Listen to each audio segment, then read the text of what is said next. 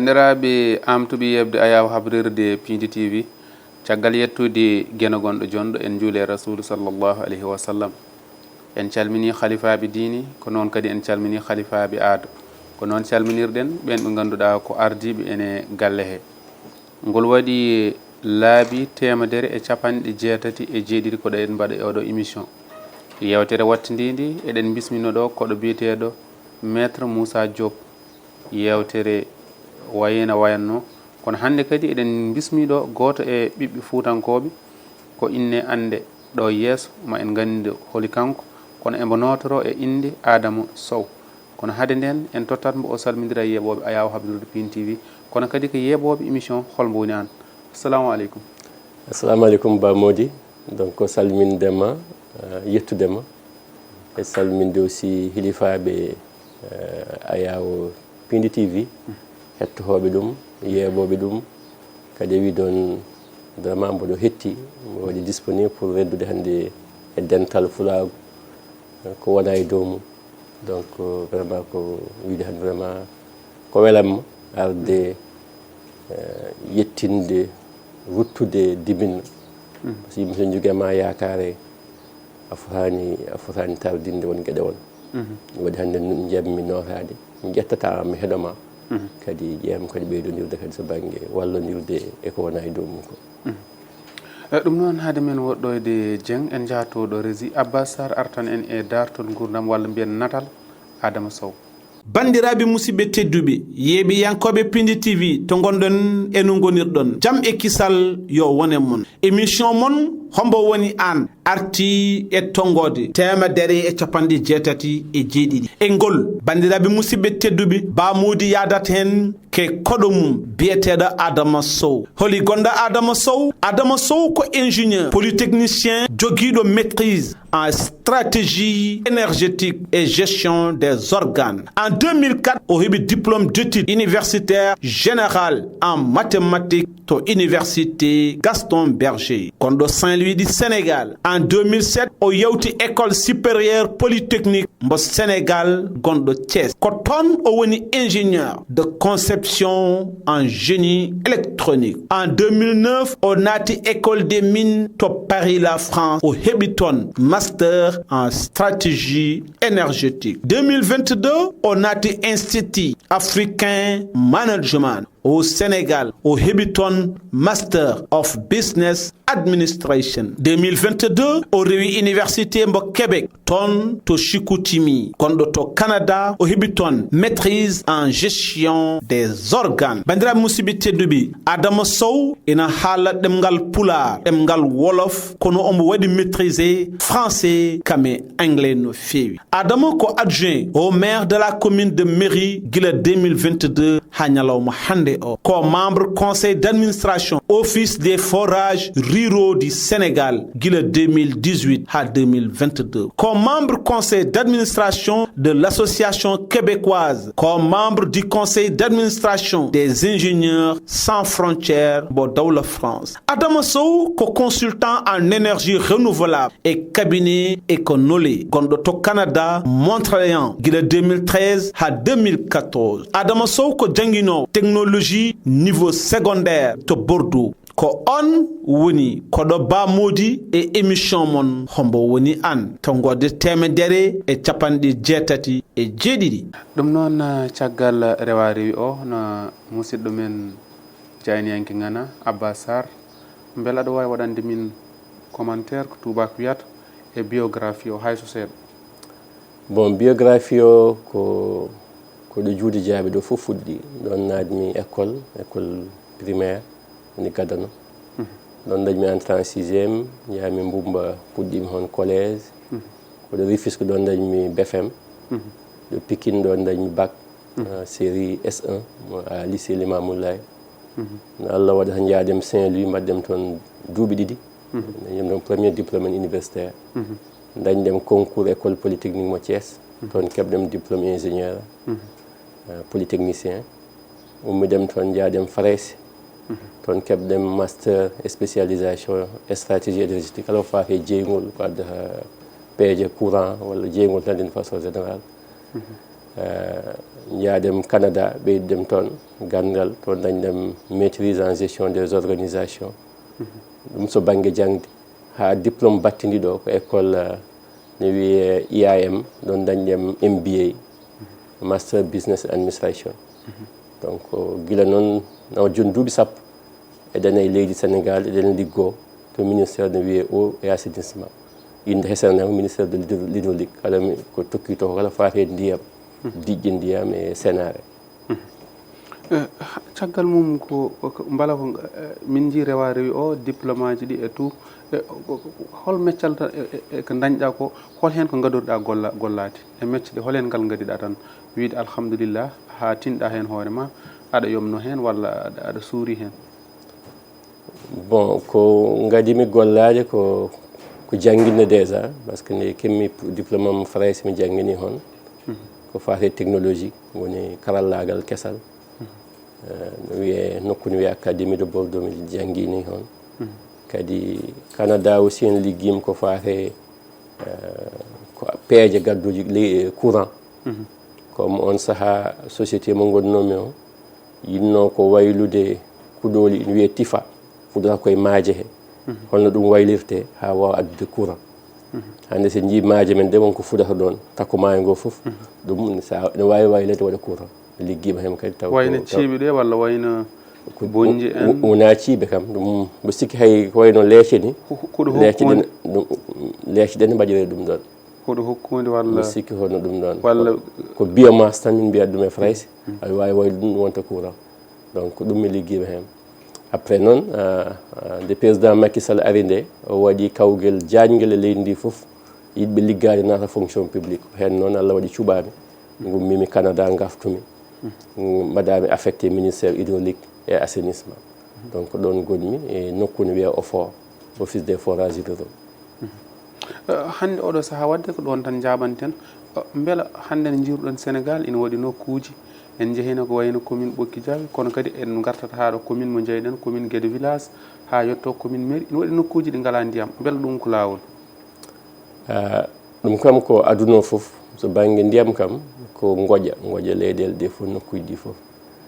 kono neɗɗo foof eɗo tolni han par rapport eɓe hoddi ɓe Sénégal ne supte kam ne suuɓe so banggue leyɗele hande joguiɓe kam yaaɓe taɓal timmugal so banggue ndiyam yo daño kono ne heddi noon par ce que objectif de développement durable ganduɗa ɗo e hitande ujunere e capantati ujunere ɗiɗi e capantati 2030 yiiɗa kala nokku yo ndiyam daño no waɗi noon kala ko manqui ko foof laamu ngu nan daro hen pour wawa yettinde oɗon aadi hakkude makko e leyɗele goɗɗe ɗe pour que Sénégal nokkuɗo ne ɗon fof wawa dañde ndiyam taw ko ndiyam labɗam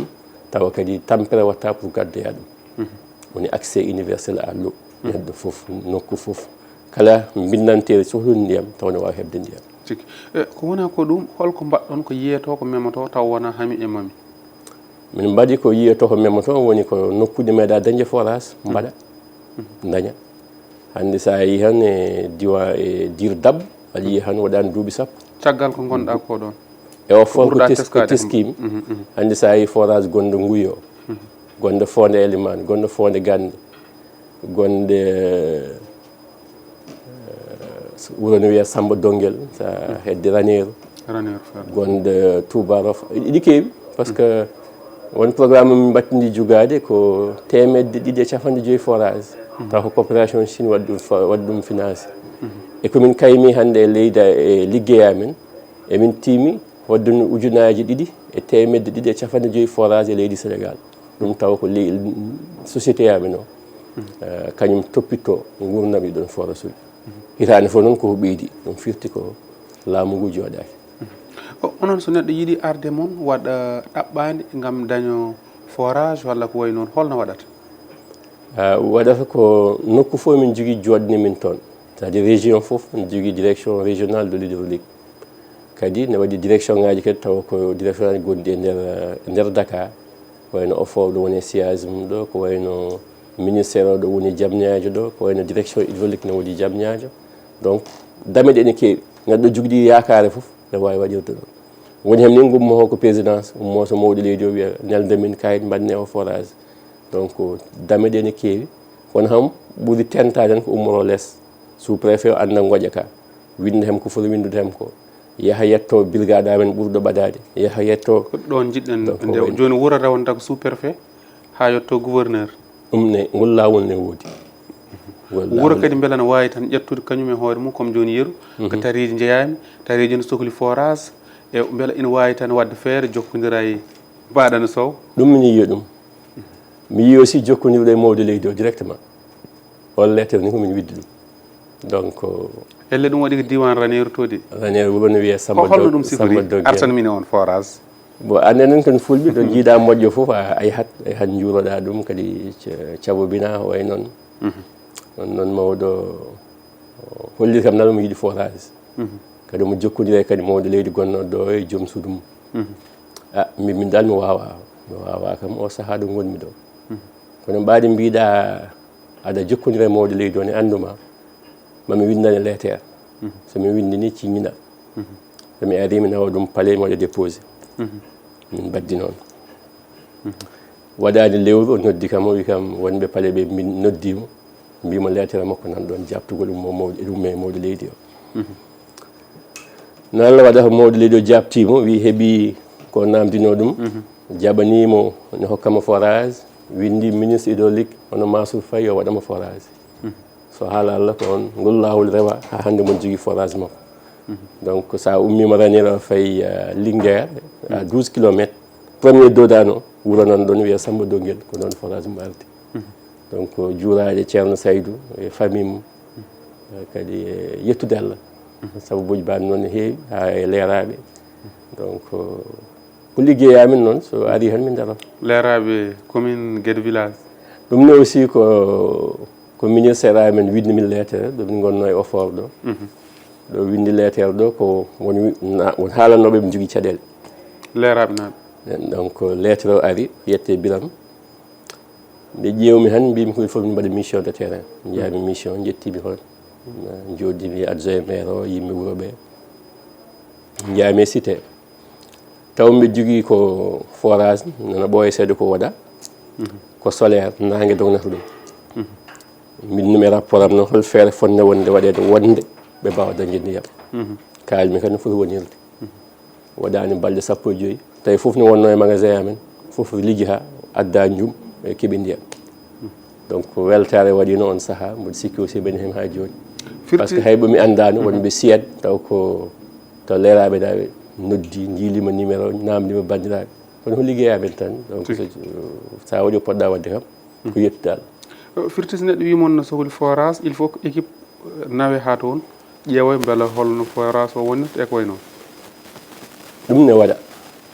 neɗɗo mbiɗo kadi ne wawi haade mum yettinde amen taw haalde équipe o gom brigade amen gonno jum ala hon winda waɗa rapport technique wiya forage o ko ni mbaadi mum foti wande kono foti yimɓe foti yarde hen no foti jawdi foti wadde hen donc tawa on kayit technique windama ɗakkama hen so kayit o ari han min keeɓi ɗum kadi ne wawi kadi wona damal pour ndiyam dañe forage dañe ko wayno Diatareme ko wayno Douye ko wayno Ndiayen Pendawi walla Thile Boubacar ha Mboltogne axe Gorom Langsar o fof ɓen koye maayo Sénégal e mba jogui keɓirta ndiyam donc systéme goɗɗo kadi way kono forage ni kono ndiyam ɗam defete ɓe mbawa yarde ɗum tigi ɗum noon jabanten joni mataw ko en ɓosat banggue commune mo mairie koye hen jeeyɗa hayso ka juudinajo en calmini juudiji ɗi tati juudi mataw ko Jeeri juudi Waala juudi hakkude Maaya manda ko juudi Gaɗa Maaya bon ko noon en calmini juudiji ɗi kono noon ɓe mbatta hen barangol aussi joni mbiɗen ko beela hakkude ma gongol ma adjoint maire commune mairie holno ɗum ardi no ɗum ardi de vraiment ko hatanteɓe par ce que min mi wima ummimi ko Canada gonnomi toon gonnomi mboɗo liggo nguleyki noon yidde nokku mum yidde leñol mum yidde saati mum tan mataw ɓe date ko Pulaar on timmiri noon kono ko yidde tan vraiment ɗo woni ɗo ɓeyda ɗon ɗum artirno kam garmi Sénégal 2014 woodi arɓe mbi kam ar waɗ politique par ce que min cohluma calimi 2017 local tawi no législatif no ɓaadi jaami godmi toon gartum ne reɓa han ha woni han kadi politique o naari hen kono ham ɗum uddihi ko tourné Ablaye Daouda Diallo ne waɗatno nokku no wiye Petel Diegues omo awno noon wadde inauguré forage o waltoy Namarel en 2016 ɓe tawtora ñande hen ministre Mansour Faye ne foti ne waɗa convoqué assemblée waddi budget kamɓe fof koɓe yaaɓe min noon longti ministre donc ñande hen ko ran ministre no Allah waɗa par ce que mi waɗani discours ministre Mansour Faye min komin waɗi ɗum ɗon noon han kadi mawɓe Yero Hammet Diallo en kawrumi moyem docteur Yero Hammet docteur Yero Hammet le président mo salminamo juuroma calminiɓe passage leader aji commune o fof donc noon fuɗɗori ne reeɓa ha affaire o kam dari te kadi nimsa ala hen ko yettere Allah nden no kamɓe jiɗno e wadde mais joni komin ɓuuri yidde par ce que mo jogui hen miijoji mo jogui hen peeje mo yii hen kadi gartam so banggue ko ɓeydi nokku o tuggi 2012 ha 2024 to banggue baɗe baɗaɗe e nder Sénégal walla mbiyen baɗe baɗaɗe e département Podor walla mbiyen baɗe baɗaɗe e commune ma holko ɓurɗa hen teskade bon baɗe so tawi ko laamu ɗum kam ne yaaji tawi ko mbaɗmi kam min koɗo puɗɗimi han ɗo juuɗe garen eko laamu waɗi garen eko mbaɗɗa eko laami waɗi ko hande taliji ɗi yaaji hande courant o yaaji hande ndiyam ɗam yaaji ɗum ko gueɗe tati tan kokkumam exemple ko mbaɗmi aussi min ko guila puɗɗimi han koye association gaji goɗi noon cours de vacances juuɗe guila 2001 ballal Allah min dilla hen min dilla ha joni han kadi sukaɓe ƴetti relève o mbiɗa yettaɓe vraiment continuité gonɗo hemo heddi ko noon min koye ONG ji ligguimi guila e France ko mbaɗɗo créé association gaji mo waɗa événement goto no wiye Tumbude Fouta hitande foof mo jokkodire wonɓe Suisse programme paaɗo ni ko nogasi goho mois de septembre oɗo donc Tumbude Fouta no ardata ko hitande foof yimɓe ne kawre nokkuji kewɗi ne mawnina gurdam mumen pinal mumen kadi kala hon jogui tan ko moƴƴi so banggue ndema so banggue gaynaka on ñalawma neɗɗo wotto bottare taw ko produit ganduɗa ko ɗon tan koye nokku tan iwi ala ko jiggoya banggue goɗɗo guila e maaro mum hay bisabe mum follere mum tan fof maaro mum ha jayeji mum sippani mum ko on nokku han liɗɗi mum kaani mum batanse mum woni ñomako mum fof tan consommé local mo waji ɓe mbiyata e français donc juuɗe jaabi min puɗɗi ɗum guila 2015 holon année wonno fuɗɗi kam e aduna he ko 2012 donc juuɗe naati hen de 2013 ne reeɓa haaɓe dañi hen ha financement million ngaji jeetati yalti hen ɗum tagui hande golle oɗon Tumbude Fouta yettima juuɗe Dande Maayo juuɗe Jeeri yettima kadi juuɗe Diaɓe yettima kadi ɓiɓɓe ɗeɗon guure wonɓe Nouakchott wonɓe Nouadhibou wonɓe Dakar mais jimman ko dartade juuɗe Diaɓe o par ce que ɓen haali so ari mbi jiiɗi ko machine uno Tumbude ndu woni wonnoɓe Tumbude ɓe tan mais ko rewɓe junna fof jeeyi ɗum Allah waɗi fedda men wi hen AVD association des volontaires de développement durable min coodnima machine taw ko courant dognata ɗum nden miɗi soodede wuuro he min mbaɗi ɗum installé on machine liggi ha hande jibini machine goɗɗo toon to juuɗe to juuɗe ɗo ha hande ɓe mbaɗi GIE eɓene mofti fodde temedere ujunere hande ɗum fof mo gartam so banggue développement donc heddi ko eɓe mbayla kadi produit ji ko wayno lacceje em ni walla cakreje ɓe mbaɗa ɗum eɓe jeeya donc occasion wadde ɓe félicité wideɓe seeɗa ala ko barke woodi par ce que min puɗɗori koye ujunaji tati ujunaji joyyi ko neldannomi lewru foof par Tumbude Fouta international Jemil international mais yeehi ha layyi ha woni hande organisation mawɗo donc ɗum ko gartam ko abbi hen ko kadi min dañi jokkodirde service civique mo France sukaɓe Frayse naɓe gummo Frayse gara min cuuɓi hen ɗiɗo ko gari e commune de mairie hen goto woni juude ne liggodo e rewɓe commune o foof ne walla ɗumen kala ko fate ɓamtade ɗum kadi ko lebbi jeegom ɓen nan ɗon taw ko leydi Frayse yoɓata ɗumen ne wallaɓe kadi noɓe ɓamtori so banggue développement sappo e nayyi mois de septembre garɗo garowo min jooɗo ɗo commune de mairie ɗo taw ko batu mawɗo commune o foof ara c'est à dire guure ɗe foof gadda subaɓe mumen kadi sakte ko waɗa ko par ce que ligguey oɗon suka so banggue ɓamtare rewɓe so banggue ɓamtare sukaɓe eɗum mawni holle sakte tawa mawɓe autorité ɗi fof ne tawa kadi ONG goto fondation goto wiye France volontaire ɓen gara kala kadi hol peeje jogui so banggue ɓamtare eko ɓuuri tentude hen ko ɓaadi suka walla sukaɓe commune de mairie mbawi ummade mairie jaaha frayse non ɓeyde gardi ɗon ni ɗum fof tumbudu ndu saabi ɗum ɗum fof tumbudu jibini ɗum tumbudu ndu hannde sen jiiɗi wiide jiɗɗo jeeyde tumbudu ndu holno waɗata ko katantagal ko ya andu han ko philosophie o c'est-à-dire miijo ngo holko tambi ɗum holno yiɗira waɗirede mbawa tongade hen mbawa kadi ƴewde kadi ɓe jokkodirɗa tawde mbaɗa hen balle mumen mbaɗa hen juuɗe mumen ko wayno hande Kanel ko sukaɓe étudiant je élevage mbaɗata ɗum te hitande foof ɓe dañat parrain waɗa hen ballal mum minen wonko min keɓata e tumbudu Fouta woni jeu mille international ko ɓen nelda ko ɓe daña ko feccere mabɓe ɓe pecce yante ko mbaɗi ko eko ɓe dañe parrain mabɓe walla tumbudu faami e wonɓe tumbudu ɓe goto fof waɗat ko addi ɗum rendine mballi toon tumbudu ndu waɗa ɗo walla ko hono goto fof waɗat événement mum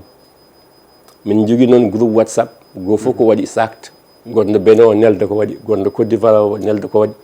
gonɗo Togo o nelda ko waɗi gonɗo Juude o walla Kanel o walla Miri o nelda ko waɗi tumbudaji ɗi jogui ɗon e Sénégal no ɗi poti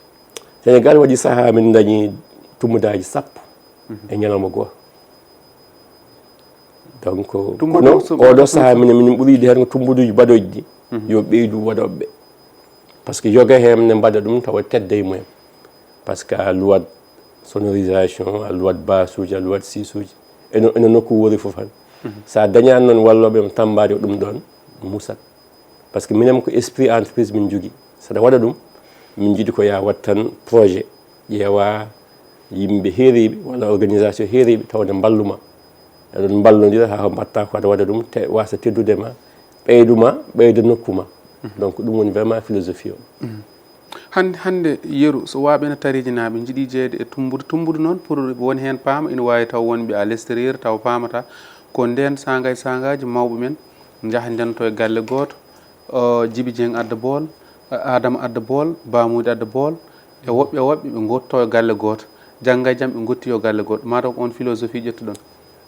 ko ɗum par ce que nde min gari de idée ummi ko Suisse min mbiyat ɗum ko The Mill par ce que yiɗɗo andu ɗum fof aussi so yeehi internet waɗi The Mill -6 net The Mill c'est-à-dire THE-6 1000.net sa yeehi ɗum e internet ma yi ɗum toon ne waɗe ɗemde mawɗe ɗemde jeegom hay pulaar ne winda façon hol concept o kono inde nde ham The Mill ko anglais e pulaar e français ko repas woni bottari nde min ngari min kaali ɗum nde kollumi ɗum kadi ɓe ndenden fulɓe ɓe mbi ɗum ko tumbudu han par ce que Fouta ko tumbudu Fouta cosaan Fouta woni ɗo artiri ko ɓonno ɗo en ɗum waɗi on ñalawma ko ñamaduuli gandi ɓe ndefata donc ñiiri buna en fenk moɗo en tout cas façon ngaji fof aɗa yiya ɗon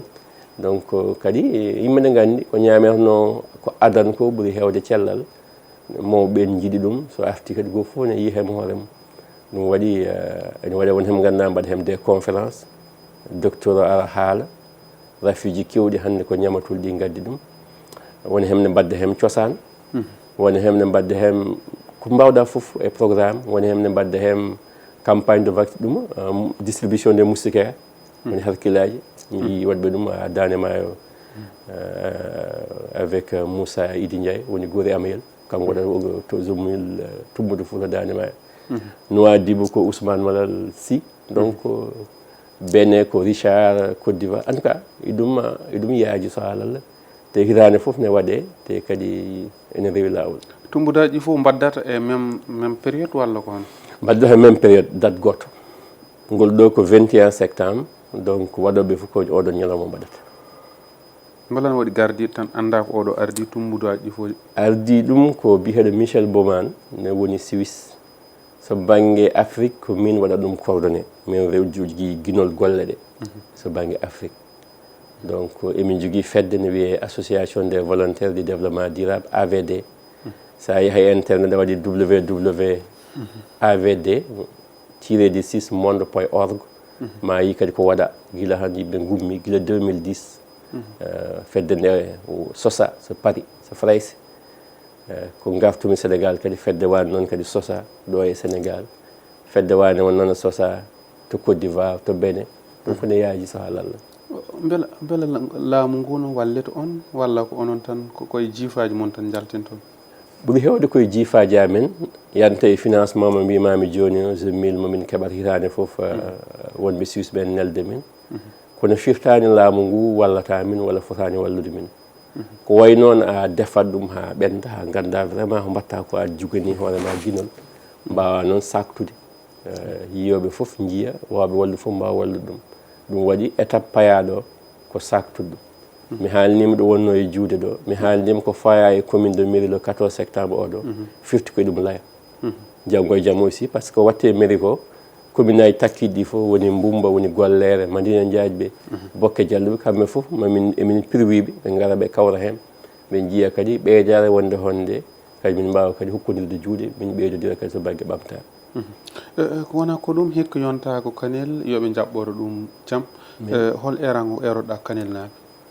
ko yettude ɓe ko yettude kadi sukaɓe tambiɓe ɗum ɓe ko Bassirou Sall adi jugade Zemmil nde ɓooyi kadi golle mum teddiri ɗum pour wawde rewandade ko way noon sukaɓe Amed woni mbiyami ko Amed kono ko amical des élèves et étudiants ganduɗaɓe Kanel a Merka musidɗo ɗon foti wonde ko ɓen tambi ɗum avec Mamadou Sall hitande fof kadi mo adda peeje kese min mbimam tant que a oppani a adu ha ko ndeɗo e nde fiyande so jari télé mi addat so jari aussi ballal mi waɗat saaha jiidanan ko woɓɓe maɗata ko woni tumbude fo Zemmil international ɗum waɗi ɗiɗo duuɓi 4 walla 3 hitande foof ko télé min neldata yaha Kanel filmanaɓe programme mabɓe yalta e télé rawani koye télé 2S ɗum yalti par ce que ɓe mawninta ko culture mbaadi men mbaadi pulaar ɓe mawninta kadi ko ruttade kadi e cosaan kadi ko hirjinde ko fate ɓamtare duumide ɗum mboɗo sikki ko leydi ndi walla leyɗele aduna fof ko hen tongi o saaha tigui ɗum noon wadde Kanel naaɓe erango Djiby Dieng nanɗo Kanel naji machallah ko yooɗi ko e émission ngaji ɗi ko Kanel naji waɗat ɗum noon paamu ɗum wadde yo Djiby Dieng yaha toon programme tumbuɗo waɗo toon eɗen keddora hojomaji joyyi ɗum keddorɗen jaaten koye hande leydi Sénégal ina waɗi waylo waylo gonɗo hen guila e askidaji guila e warwargaji kewɗi kono kadi ko wona ɗum sukaɓe ƴettoɓe laaɗe ene payi caggal leydi maayoɓe e maaje kaɗɗe ɗe holno jiiruɗa ɗum hojomaji joyyi keddorɗen de bon ko paami han hande ne heewi kam ustiɓe duwanɗenɓe nde Allah harnaɓe aljanna duwanɗenɓe aussi famille ji mabɓe nde Allah longtina ko défi mawɗo défi woni ko doggal mawgal hande o saaha laamu keso ngu wonno ko oto banggue par ce que wima komi maire kono gonmi komi maire parti biyeɗo APR mo Macky Sall nde min goni e laamu nde ñande fof ɓe kaala yihini ha wiya ministre o yo waɗ démissionné hande ko kewɗo haalde mum kañum woni ministre o donc minen min mbiyani waɗ démissionné kono yo addu kam solution ngaji ko wayni neɗɗo fotani finde dawa e dawol mum kadi wona gasi c'est à dire accident ji e taliji ɗi ko fate kadi wima ƴetta laaɗe ne keddo on ko ɗum kadi ko pour min ni déjà ko kalanmam haala pelle ɗe association fof min nde ɗum fuɗɗi nde hedde 2009 mi tawi mo woni Faraysi ko ɗon ni ɗum hirjini kam ko mbaɗami ko fof so haala Allah ko ɗon ummi par ce que e yiyandam min en tant que intellectuel hayso mi ɗum en tigui me so tawi a janggi école aji keeriɗi laamu kadi waɗe ma ngaalu nayima kadi ya ɓeydu gandal sa dañi artu ɗo gonɗa ɗo kadi ƴeewa huɓɓuɗɗon lampaji par ce que so neɗɗo dogui hande woni ɗo fayi banggue c'est que yiyani haydara ko wawi taccinde ɗum e oɗo aduna donc créer de l'espoir ko ɗon bindumi deftere article mi wiyata ɗum en français de ne wiye programme de l'Afrique développée par l'émergence du panafricanisme à la base hol peeje mbatten enen leyɗele Afrique ɓe ha mbawi ɓamtade taw kadi en jiiya hen koye men ɗum bindumi e Faraysi bindumi ɗum sakta e anglais sakta e arabe ko ɗum kirjintuɗomi ni gonmi Faraysi enen holno mbatten ha mbawi ɓamtude nokkuji men par ce que anduɓe fof ne kaala wattan aduna o so banggue ɓamtare koye nokkuji men ɗi donc en potani tampude ha yimɓe menen jahde kala ko wewi ma jeehe ko nden deftere kirjinmi ha fedde AVD Sénégal o AVD France waɗa créé sosa to Faraysi en 2010 koye hen wona ha joni woni l'association des volontaires de développement durable kono fof rutto koye laamu ko laamu foti jugaade peeje ha wawa hokkude leydi yakare no leydi ndi yirnode yakare ɓaɓɓiti ummiɗo ɓe gonnoɗo faye mabɓe ko ɗum aussi ɓe poti timminde so manqui tan ɓooyi yawi yitete par ce que mboɗo faami kam yimɓeɓe hay goto waɗan ɓoggole daaɗe mabɓe gasi ha laaɓi eɗen keddira hojomaji ɗiɗi wasiya ma walla beele aɗa anniyi wadde parti annen gasi wasiyam ko sukaɓeɓe ko sukaɓe pulagu ngu ko sukaɓe aussi wonɓe sengo maayo ngo ngo wona banggue Mauritanie banggue Sénégal moral Sénégal Mauritanie donc yoɓe yo yimɓe daro lang par ce que ɓamtare men nde dawal ngal nan ɓeydo juutde te fof nane juuɗe men hannde pour pewnen ɗum kono ne heewi silko bilko ganda wawi finde he mbaala he ñalla he mbaala hen tawa yahani kadi a tardini aduna o ɗum nane nane réseau sociaux ɗi mbiyat ɗum a yiya neɗɗo hannde hay somo dawa jalon o takki ɗum ko téléphone o donc sen kimmiranno ko gondemi dow mum ko en ɓooyat rippude hanno gondem ɗo ɗum noon yen tinno mi yii ɗum mi faami ɗum te kadi comme maire ganda mboɗomi hannde komi adjoint maire e commune wuro juuɗe kadi yetteral to banggue politique woto ɓennuɗo ko partam wi toon wiiw pour dire ko dongal e yam mboɗomi yaha hem ko mbawmi yaade hem kono somi alaɓe jaadum woni sukaɓe woni la force so wiyama sukaɓe c'est ko ɓe woni sukaɓe han woni jogui doole hannde kono sukaɓe aussi jahata taw mawɓe garani jahata taw rewɓe garani donc yimɓe ballodira mbawa ɓamtude nokkuji men ɗi ɗum noon a waynima alhamdulillah ɗum noon mi yetti on mi jaari on mi yetti kadi pulagu foof mi wi on kadi ha saaha goɗɗo inchallah ɗum noon sababu famɗata en jetti ceerno Aqibu mo Décolle Tareji en jetti Abou Sow en jetti omo ganduɗa ko Moussa Sy guitariste international kono kadi en jetti Issa Diop jayniyanke ngana mo ganduɗa kadi noko jokkodiraɗo no fewi ko musidɗo no fewi renduɓe mecce fof ko fasɓe kono noon kadi ko ɗon jettuten omo ganduɗa ko Khady Cissé série Baye Sr jeeɓowo en no fewi hayso o nanta kalten ko eɗen beltanimo no fewi Khady Cissé toon to Dagano e Baye Sr toon to Tareji en jettiɓe tonggode temedere e capanɗe jeetati e jeeɗiɗi caggal to ko gorko mo Kanel woni Djiby Dieng wonno koɗo men hannde ko monsieur Adama Sow ha saaha goɗɗo jokkon e yebdu télé moon Allah jarama on jarama merci beaucoup merci